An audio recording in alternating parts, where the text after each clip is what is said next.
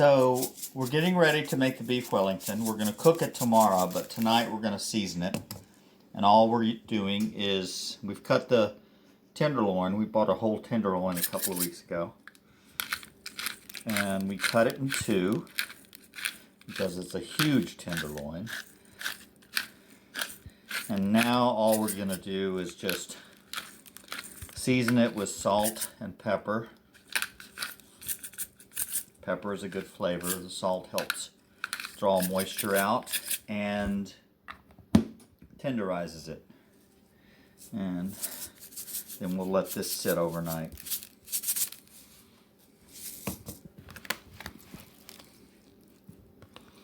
So now we're going to sear the beef tenderloin to get it ready for the beef Wellington. So I'm just adding some bacon drippings here. You really don't need it.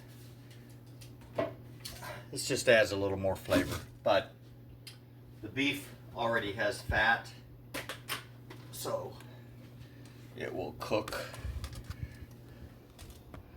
And these are the tenderloins.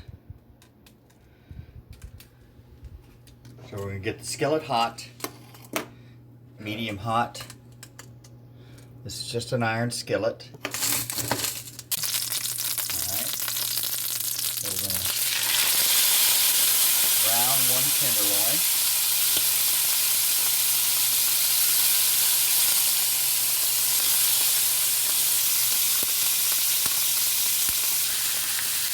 We're just searing this tenderloin on all four sides. You can see it's got a nice brown.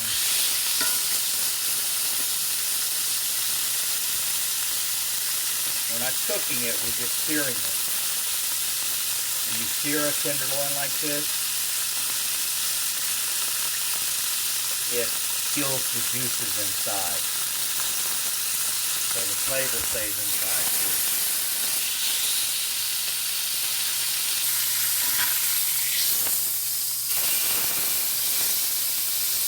Alright, so after we've seared the tenderloin, again we're doing two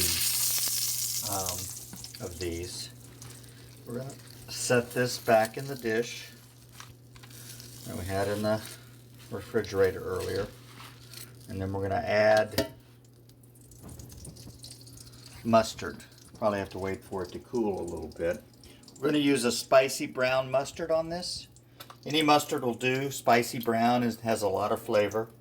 This will also help kind of tenderize. I'm not going to be able to handle this right away because it's still hot. We're going to cover this with mustard. This is just spicy brown mustard, but any mustard will do. Dijon mustard, any kind of something with a little flavor, but even you could even use yellow mustard. This is cooled off pretty quickly. So again, I'm just rubbing this mustard in, and when we get through with this, we're going to set it back in the refrigerator and let it chill until we're ready to do the rest. There's no real time limit on this. You probably want to let it chill for maybe an hour. I'm going to add some more mustard to that, coat it completely, up on it, and put it back in the refrigerator. We'll come back to this later when we add all the other ingredients. All right. We have a small food processor which works best to cut this up into smaller pieces.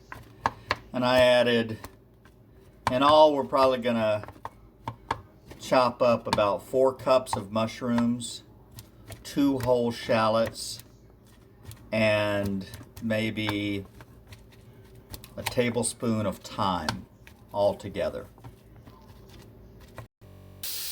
What we're doing here is we're getting all of the moisture out of the mushrooms, because this is going to be one of the layers that we use when we make the Wellington. So now we're using prosciutto ham. Pretend that you're shingling a roof. So you want the ham to overlap. And a roof. Now we've got this roof shingled. We have the mushroom mixture that we put in the refrigerator to cool. It's still a little warm, but that's okay. It's cool enough that we can handle it. Spread this on the ham.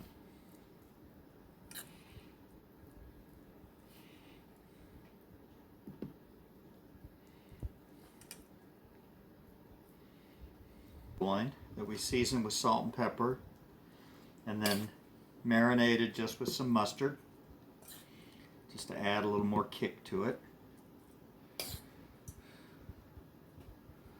I think we're just going to cook one of the tenderloins tonight. That should be enough for all of us. Okay. So again, this is the mushroom mixture that we made with mushrooms, shallots, and thyme.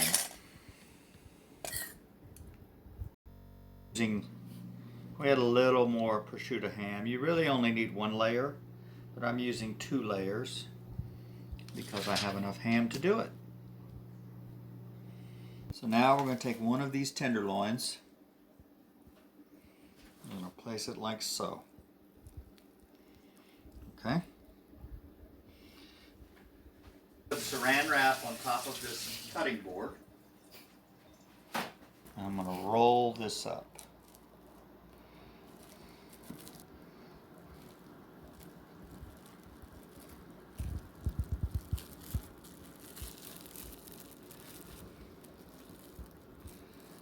Okay.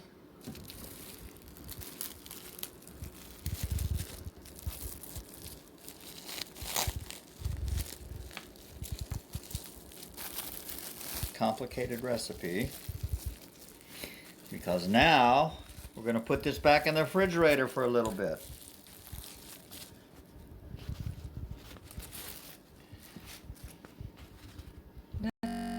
We floured.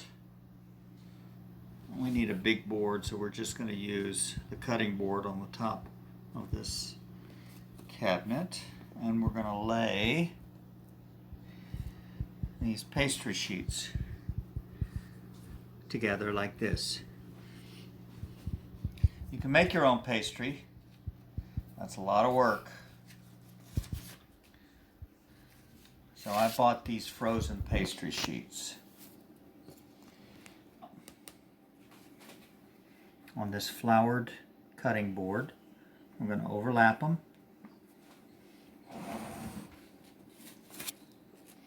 Like so. Okay. Now, nice floured base. We're going to get our tenderloin that's been in the refrigerator. This helps it hold its flavor. Pull the tenderloin up in this pastry dough. Now remember, we've already rolled the tenderloin in this ham and mushroom and mustard to add a lot of flavors to it, we hope. Now, we're going to wrap it inside this pastry. Tenderloin. It's wrapped with that mushroom mix and prosciutto ham. We're going to roll this over. Now we're going to roll this and wrap it. I don't think we're going to use all, well, we'll just do that anyway. Okay.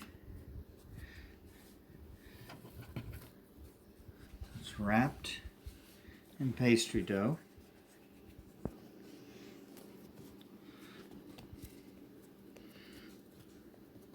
And kind of fold the ends in like this and like this.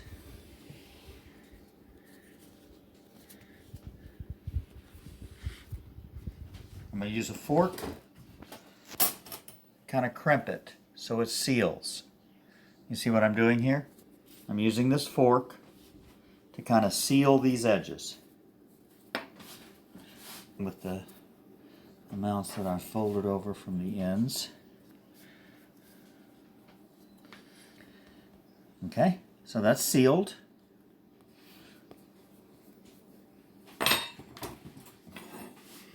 We can roll it. I need to seal these on this side. We're going to bake it with this side down, so this should not be a problem.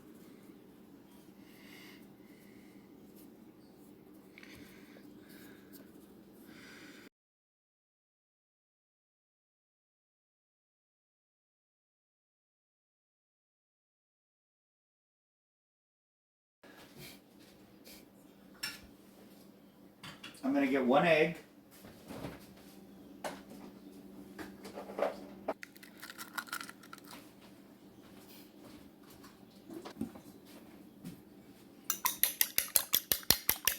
Whoops.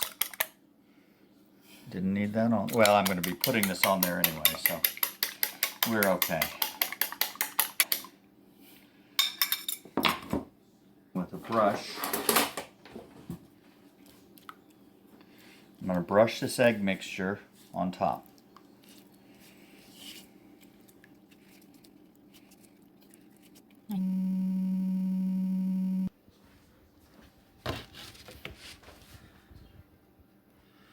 Well, this is big. Let's make sure I okay. To the top, it'll stick to the egg. You can use any kind of salt, some flaky salt. And now we're going to bake this.